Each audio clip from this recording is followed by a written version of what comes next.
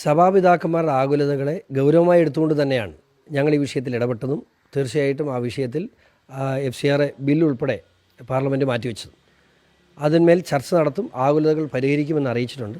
പക്ഷേ ഇതിൻ്റെയൊക്കെ പുറകിൽ പിന്നെയും പർപ്പസ്ഫുള്ളി BJP ഉപദ്രവിക്കാനുള്ള വലിയ ശ്രമങ്ങൾ പല ഭാഗത്തുണ്ടായി. മാത്രമല്ല തെരഞ്ഞെടുപ്പിൻ്റെ ദിവസമൊക്കെ നടത്തുന്ന പ്രചരണങ്ങൾ, പ്രത്യേകിച്ച് ദീപിക പത്രമൊക്കെ നടന്ന പ്രചരണങ്ങളെ അങ്ങേയറ്റം അപലപിക്കുകയാണ്.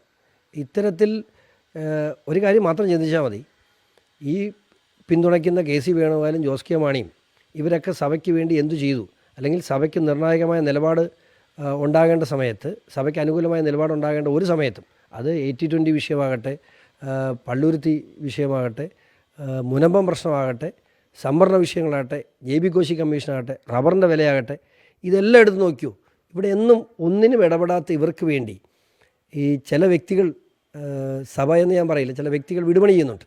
ഇതിനെ നിയന്ത്രിക്കാൻ സഭയ്ക്ക് പറ്റണം. കാരണം അത് പറ്റിയില്ല എങ്കിൽ സഭയ്ക്ക് വേണ്ടി നിലകൊള്ളുന്ന ഞങ്ങളെപ്പോലെയുള്ളവർ ഒന്നും ചെയ്യാൻ പറ്റാത്ത നിർജ്ജീവമായി പോകും. വേറെ മാർഗ്ഗമില്ല. കാരണം ഇതുമായിട്ട് വരുമ്പോൾ ഇന്നലത്തെ പത്രം എടുത്ത് വെച്ചിട്ട്, ഇന്നലത്തെ ദീപിക പത്രത്തിൻ്റെ ഫ്രണ്ട് പേജ് എടുത്ത് വെച്ചിട്ട് അമിത്ഷാജി ചോദിക്കുക, നിങ്ങളല്ലേ സഭയ്ക്ക് വേണ്ടി ഇന്ന കാര്യങ്ങൾ ആവശ്യപ്പെട്ടത്, നിങ്ങൾ പറഞ്ഞിട്ടല്ലേ FCR ബില്ല് മാറ്റി വെച്ചത്, ഇതെന്താ എന്ന് ചോദിച്ചാൽ ഞാൻ എന്താ പറയുക? എങ്ങനെ നമുക്ക് സംസാരിക്കാൻ പറ്റും? ഇതൊക്കെ നിയന്ത്രിക്കപ്പെടേണ്ടതാണ്. സഭാപിതാക്കന്മാരുടെ അടുത്ത് ഔദ്യോഗികമായി ഇത് സംബന്ധിച്ച് പരാതി അറിയിക്കും.